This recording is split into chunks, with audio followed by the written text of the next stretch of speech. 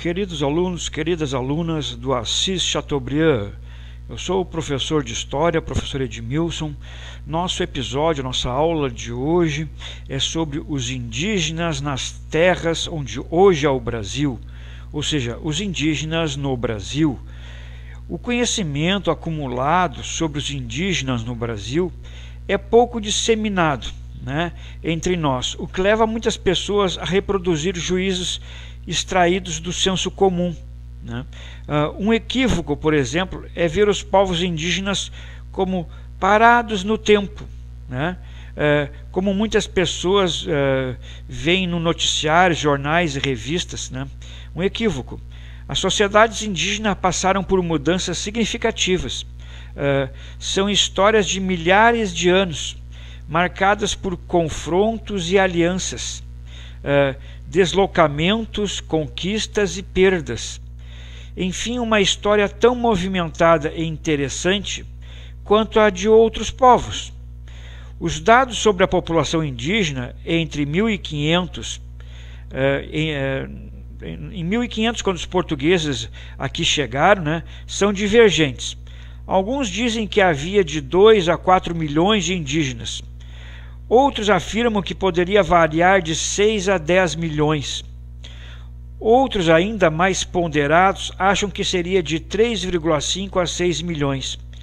De uma forma ou de outra, eram milhões de índios, agrupados em centenas de povos, falantes cerca de 1.300 línguas. Então, os indígenas que aqui viviam falavam em cerca de 1.300 línguas indígenas. Era muita gente. Diferenças entre os indígenas. Os povos indígenas, eles são diferentes entre si. Como se pode notar comparando a aparência física de cada grupo. As línguas que falam, as artes que praticam, seus modos de construir casas, rituais, são diferentes de um grupo para outro. As línguas indígenas, um elemento importante da cultura de um povo é a língua. As línguas são agrupadas em famílias e estas em troncos. As línguas latinas, celtas, germânicas e eslavas, por exemplo, originaram-se todas de um mesmo tronco, o indo-europeu. Então, existem sim vários troncos linguísticos.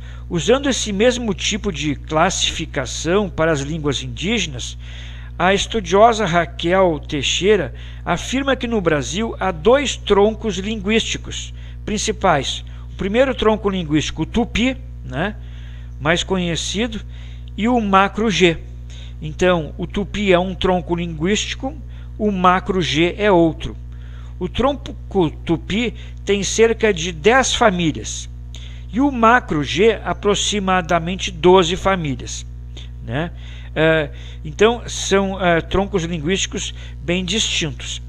Ao chegar às terras onde hoje é o Brasil, os portugueses encontraram povos falantes de línguas do tronco Tupi.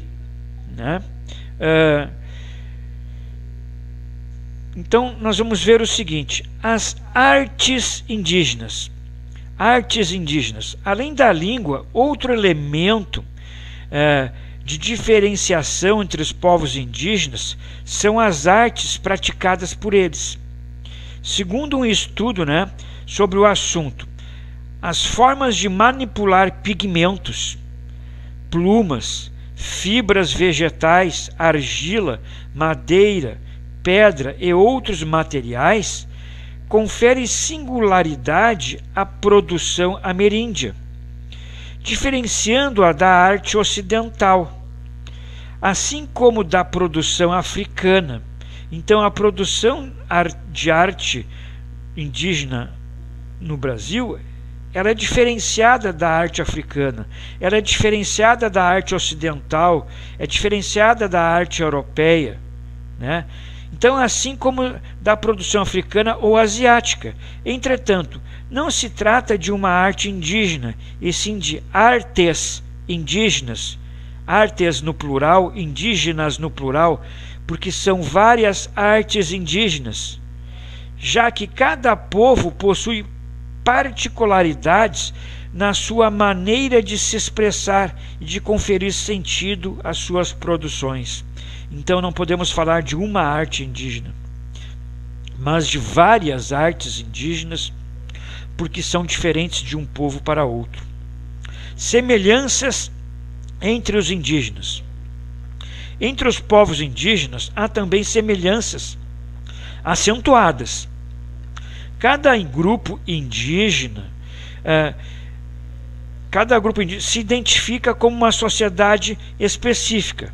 Por exemplo, os Caipó, os Guarani, o Yanomami, os Botocudo, né? O meu falecido avô dizia que era Botocudo, né? Que ele vinha dos Botocudos, no norte do Rio Grande do Sul, né?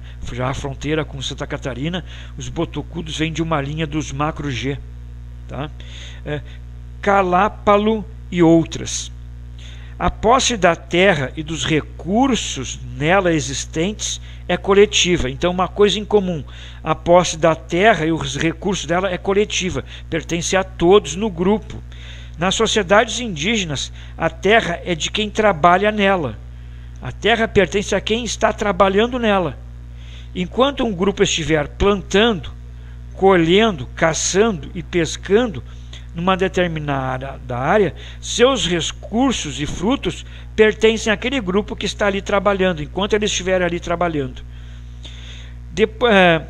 Depois, outro grupo pode vir e ocupar a mesma área e se beneficiar dela, né?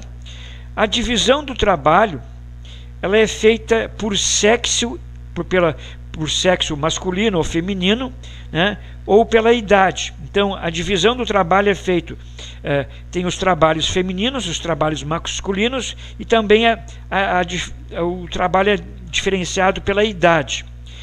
Isso é, há tarefas que são masculinas, como derrubar a mata e preparar a terra para o plantio. Então, derrubar o mato para preparar a terra para o plantio é trabalho do homem, tá?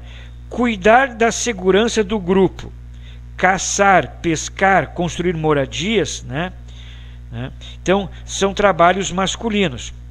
Outros são trabalhos femininos. Olha assim, são trabalhos femininos: plantar, né?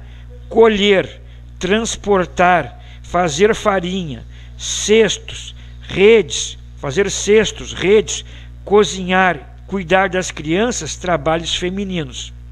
As crianças ajudam os adultos. As crianças ajudam os adultos em tarefas compatíveis com a sua idade, né? Consideram a idade, dependendo da idade, a criança pode ajudar os adultos em determinadas tarefas.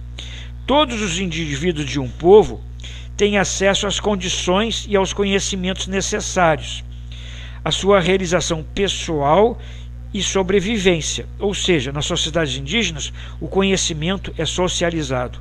Todo conhecimento é socializado numa sociedade indígena. Pessoal, por hoje é só. Muito obrigado pela atenção. Próxima aula nós continuamos com a história dos povos indígenas no Brasil. Se cuidem, né? Procurem não deixar acumular as atividades aí no Google Sala de Aula, né? Vão fazendo, não deixem acumular. Forte abraço para todos. Até logo.